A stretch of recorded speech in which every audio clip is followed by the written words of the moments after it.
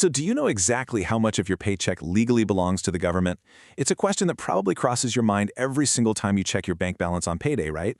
We work hard, we earn our keep, but understanding the precise journey our money takes before it actually hits our accounts can sometimes feel like trying to decipher a foreign language. Well, today, we're going to change that by tracing the journey of a single naira as it navigates the complex machinery of the tax system. Welcome to this explainer. I am so thrilled you're joining me today because we're on a bit of a mission. We are taking the Nigerian Personal Income Tax Act and we're transforming it into your ultimate financial survival guide. Whether you're an employee, an independent contractor, or an employer, the rules of taxation totally govern your financial life. So my goal here is to make these rules completely transparent, easy to grasp, and most importantly, actually useful to you. Okay, let's dive right into this. Here is our roadmap for today. First, who pays Nigerian tax? Second, what counts as income? Third, tax exemptions and reliefs. Fourth, calculating your tax liability. And finally, number 5, payee rules and penalties. All right, Section 1, who pays Nigerian tax? Let's figure out exactly how to determine your tax residency and status.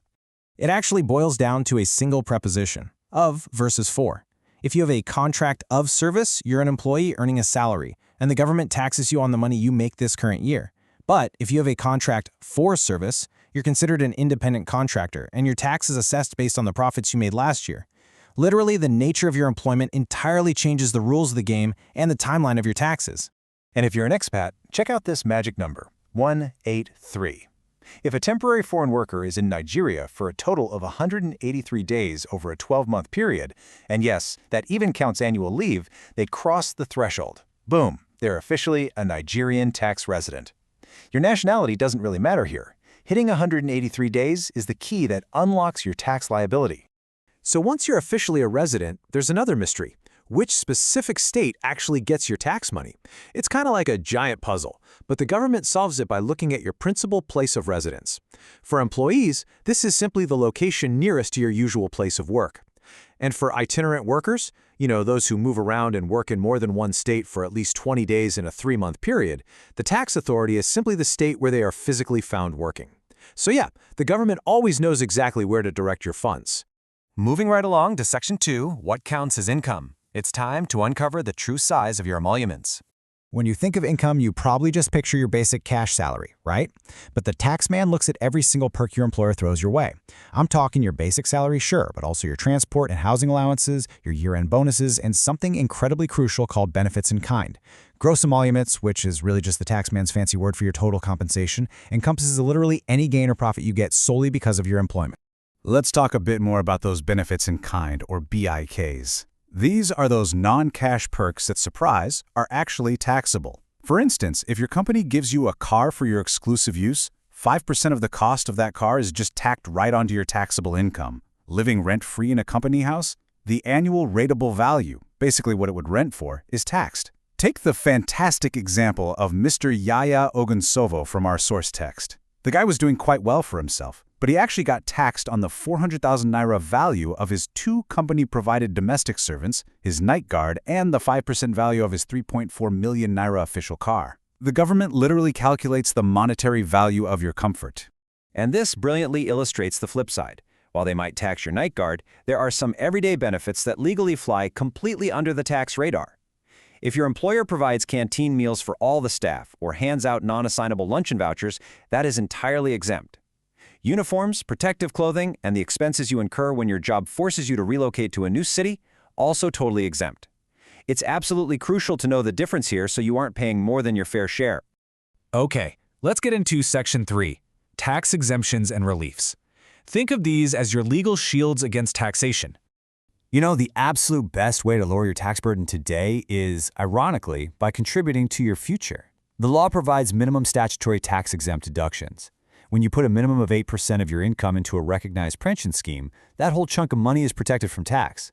The exact same goes for the 5% you contribute to the National Health Insurance Scheme for your medical cover and the 2.5% going to the National Housing Fund. By securing your health, your retirement, and your housing, you are actively shrinking the amount of money the government can get its hands on. But hold on, because here is the ultimate tax shield, the Consolidated Relief Allowance, or the CRA. The government grants you this massive relief that aggressively knocks down your taxable base. You get to deduct the higher of either 200,000 naira or 1% of your gross income. And then you add a flat 20% of your gross income to that relief. This means more than a fifth of your total income is instantly shielded from taxation just by default before the actual tax rates even enter the chat. Let's move to Section 4 and see how this builds. Calculating your tax liability, or the math flow to your actual take-home pay. Don't worry, we're going to make this painless. It's basically a straightforward 4-step gauntlet. Step 1, you start with your big gross income. That includes your basic pay, bonuses, and all those taxable benefits in kind we talked about earlier. Step 2, you subtract your tax exemptions like your pension, NHIS, and life assurance premiums. Step 3, you subtract your giant consolidated relief allowance shield, and what you're left with at Step 4 is your chargeable income. This smaller, filtered-down number is the only money the government is actually allowed to apply its tax rates to. And speaking of those tax rates, let's walk up the stairs of this table. Nigeria uses a graduated tax system. This means you don't just pay a flat percentage on everything. On the first 300,000 naira of your chargeable income, you only pay 7%. On the next 300,000, it bumps to 11%. As you climb up the income bands, the rate gradually increases to 15%, 19%, 21%, until any remaining income you have above 3.2 million naira is taxed at the top rate of 24%. This graduated system ensures fairness, so you're really only facing the steepest taxes on the uppermost tiers of your wealth. Now, there is one incredible exception to all this math. Thanks to the Finance Act of 2020, if you are an employee earning the national minimum wage or less, your tax liability is magically zero. Our source text gives a great example of a Mrs. Bucky Youssef.